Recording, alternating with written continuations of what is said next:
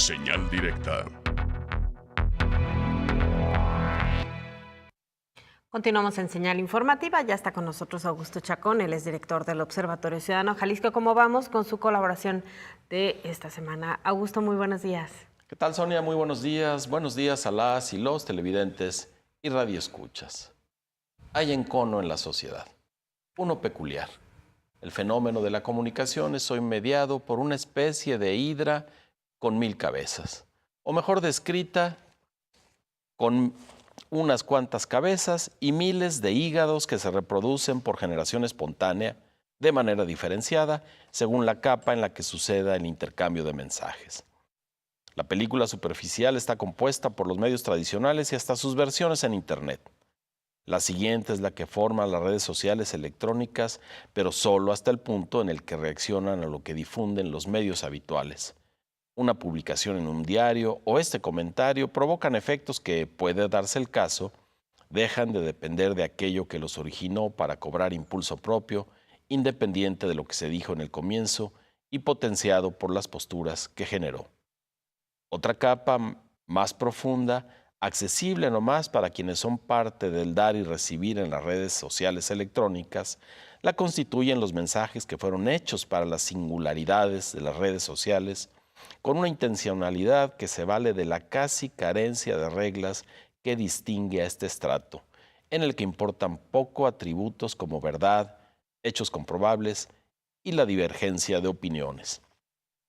Por estos días, el encono se manifiesta a través de la disputa entre Andrés Manuel López Obrador y los empresarios, muchísimos y de todos tamaños, organizados, y tiene distintas intensidades según la capa de comunicación de la que se trate. En los medios tradicionales, Andrés Manuel López Obrador y sus aliados en reyerta con los empresarios es del tipo de animadversión que podemos más o menos entender y que, por lo mismo, adquiere sin demasiada complicación su lugar en el debate político. En este tipo de medios es evidente quién declara lo que discutimos y tanto las fuentes como quien nos presenta el mensaje son identificables. Además se apegan, en buena medida, a ciertas normas que no son comunes, incluidas las de urbanidad. Los excesos son reconocidos y sancionados. Los prudentes que dialogan ganan credibilidad y legitimidad. Esas que pierden los que flexibilizan la verdad o se empeñan en matices que sesgan la interpretación de los hechos. Los abusos al comunicar en los medios tradicionales los volvemos parte de la traducción que hacemos de lo afirmado o de lo negado para evaluarlo. De este modo, el encono es manejable para nuestro imaginario y puede conducirnos a tomar partido sin violencia. La suma visible de opiniones y de fuentes queda en un cauce que no desazona. En la segunda capa del trueque de mensajes que se activa a partir de los medios de comunicación de costumbre, el encono se ahonda, pero alcanza a girar alrededor de valores compartidos con salvedades. Las opiniones individuales reclaman atención en igualdad de condiciones, es decir, no importa si mienten, tergiversan o si no saben algo sobre lo que se comenta. Claman que su opinión vale lo mismo por la sencilla razón de ser suya, la de quien sea. Un ejemplo, en el desencuentro entre AMLO y los empresarios, para las honduras de las redes sociales la propuesta del primero, cancelar la construcción del aeropuerto de Ciudad de México, tiene idéntica cotización lo que diga un experto en aeropuertos o un doctor en Derecho Constitucional que lo que dicte un ciudadano iracundo, con el resultado de que los primeros, los especialistas, son pocos y no siguen las reglas no escritas del ir y venir de mensajes en las redes sociales, en tanto que los segundos son un montón listo para la diatriba. De esta forma construyen la historia. El amontonamiento es evidencia de tener la razón y la verdad. Pero insisto, en esta capa aún quedan vestigios del origen y puede recordarse a los que intervienen que López Obrador hablaba de corrupción en los contratos que atañen al aeródromo. Los otros hablaban de que sería un desastre frenar la obra. Luego AMLO declaró que el emplazamiento no es el adecuado, a lo que los segundos propusieron una mesa de diálogo con técnicos, lo que terminó en las redes y para López Obrador en una disyuntiva simple según el modelo que privilegia la cacofonía de las redes sociales. Aeropuertos sí o no, que implica otra dualidad, a favor de Andrés Manuel o su enemigo. Aunque el diferendo tiene secuelas en el fondo de las redes, ya desuncido de lo que lo originó, fortalecido por el encono y para uso exclusivo de el encono para cualquiera de los disputantes. Deja de importar lo que se debate, también el libre albedrío, la democracia o el gobierno por venir.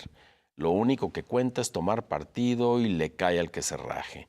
Así, el mal está representado por quien piensa diferente y por quienes no ponen por delante las consideraciones de las que uno se vale y viceversa. La sociedad está enconada deliberadamente. Aquellos y aquellas que saben que a las redes sociales electrónicas les sienta bien la intransigencia irreflexiva, excitan los instintos a partir de contar únicamente lo peor que como sociedad sufrimos: pobreza, desigualdad, inseguridad, injusticia, y señalan a quienes lo han propiciado, los gobiernos emanados de la clase política tradicional y sus aliados, mientras se desliza el recado de que el solo escape accesible es mirar y adorar a quien asegura, sin probarlo, que representa lo nunca intentado. Para no caer en idéntico simplismo, solo que parado en la ladera en la que no se injuria como argumento político, aclaro: el encono no nace únicamente de las peculiaridades de las redes sociales electrónicas.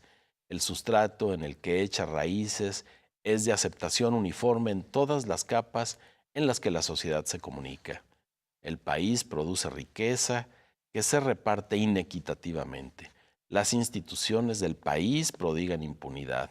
Los gobiernos, particularmente, han sido corruptos en connivencia con agentes externos a él. La inseguridad y la violencia están ancladas en la corrupción, en la impunidad, en la desigualdad brutal, en los arreglos con el crimen organizado y en los malos gobiernos. Entonces, la cosa no se resuelve al calibrar si el encono peligroso nace de nuestro optar por uno u otro candidato. De lo que se sigue que cada cual vea como el enemigo a quien no hace sino ejercer su libertad. El meollo está en reconocer que la única salida a los males que arrastramos es que nadie quede excluido, por supuesto tampoco los empresarios. Con quien sí de plano no podemos contar es con los corruptos y los criminales, sin perder de vista que somos una nación civilizada que pone por delante la presunción de inocencia. Ni el presidente de la República, ni un candidato autungido de una calidad moral extraordinaria están en condiciones jurídicas de condenar a alguien. Esto no lo saben en las redes sociales. Ahí todas las fases éticas y legales para llegar a la sentencia caben en la frase: porque lo digo yo. Pero sabemos que las maneras de las redes no cambiarán a dieta de sermones. Lo que corresponde es mirar la calidad de la disputa. ¿Por qué el candidato que ya se siente presidente no tiende la mano como primer gesto de lo que será un régimen diferente? ¿Por qué se solaza en el rompimiento?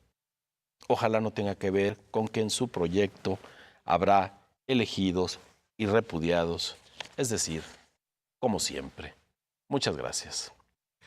Bueno, Augusto, podríamos analizar en diferentes puntos esto que nos planteas, porque lo primero es, si hay este enojo hacia los partidos políticos o hacia la clase política, ¿por qué tenemos un proceso que se ha caracterizado por una clara ventaja para algunas de las propuestas que lanzan justamente partidos políticos, ¿no? Claro, bueno, pues me parece que es ese sesgo de la democracia en donde sí tenemos la libertad de elegir, sí tenemos el derecho al voto, pero esa libertad para elegir está acotada por lo que nos presenta el sistema político y los partidos representados en el sistema político, y nuestro derecho, bueno, pues queda también limitado a solo ver hacia ese lado. Seguimos sin darle valor al voto nulo, seguimos sin darle el valor debido a la abstención para que tenga efectos en la gestión de lo público. De ahí que, bueno, pues sí, la gente opta por lo que tiene al frente, y lo que estamos viendo justamente es que la opción es por quien, al menos en el discurso, al menos en ciertas actitudes, parece distinto a lo que tradicionalmente nos han propuesto los partidos. O tal vez pensamos como ciudadanos que nuestra posibilidad de tomar decisiones o de cambiar tiene que ver con eso, ¿no? Con quitarle y darle el poder a uno o a otro, aunque no seamos nosotros quienes decidimos quién es ese uno u otro, ¿no? Sí, y bueno, yo diría que sí tenemos ahí una dosis de poder que será mucho más alta en la medida en que le demos seguimiento a lo que sucede en la elección. Es decir, nuestra participación y el ejercicio correcto de la democracia no se agotan el 1 de julio, no se agotarán el 1 de julio y no tendrán su salida cuando le entreguemos la constancia de mayoría al presidente o al gobernador o a los alcaldes, sino que continúa el proceso y en buena medida lo bien que resulte en los gobiernos dependerá de ese seguimiento que en ejercicio también de derechos específicos y de libertades concretas tenemos las ciudadanas y los ciudadanos para intervenir en la gestión de lo público. Claro, y la otra parte que también podríamos poner a revisión es qué va a pasar con estos candidatos con grandes ventajas que de alguna manera a favor tendrán quizá una transición mucho más tranquila. Vemos campañas, por ejemplo, en lo local menos agresivas, pero que pues también se sienten menos obligados a sentarse con los demás o a pactar o a acordar o a ceder con el resto de los ciudadanos como si la posibilidad de triunfos fuera exclusiva de ellos, ¿no? Así es, y eso es un tanto preocupante. Sí, las campañas locales han tenido mucho más mesura, al menos en esas primeras dos capas en las que vemos a los medios tradicionales y las secuelas de estos que hay en las redes, sociales en Internet. Quizá más profundamente la disputa es mucho más intensa, pero a final de cuentas sí tenemos en lo local campañas con una dosis de nobleza más alta, pero sí alcanza a sorprender que habiendo tal diferencia entre quien encabeza las preferencias, no se tiendan todavía los puentes, no hacia los otros candidatos, porque es entendible que están en una disputa, sino a quienes de hecho votan por los otros candidatos. Claro. Hacerse cargo de que esos otros colores que están en la contienda representan a personas que ven salida y no solo es llevarse bien deportivamente hablando, sino también tomar en cuenta que algunas de esas propuestas que tienen los opositores que no tienen posibilidad de ganar han estimulado a algunos votantes que a la larga serán parte de los gobernados a los que deberá atender quien gane. Y eso no lo hemos visto tan nítidamente y es el momento justamente para tener una mejor transición, para mandar un mensaje contrario a la violencia que nos aqueja por todos lados. Claro que sí. Augusto, muchísimas gracias. Al contrario, Sonia, gracias a ti. Buenos días a todas, buenos días a todos. Muchas gracias, Augusto Chacón, director del Observatorio Ciudadano Jalisco ¿Cómo vamos? Nosotros hacemos una pausa y regresamos con más información.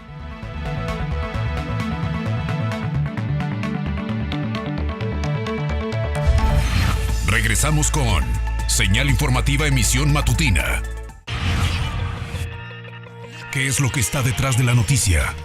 Eva Gollinger abre un espacio para analizar, debatir e investigar los eventos más destacados de América Latina y Estados Unidos. Entra a un territorio lleno de polémicos acontecimientos, examinados desde una amplia variedad de opiniones.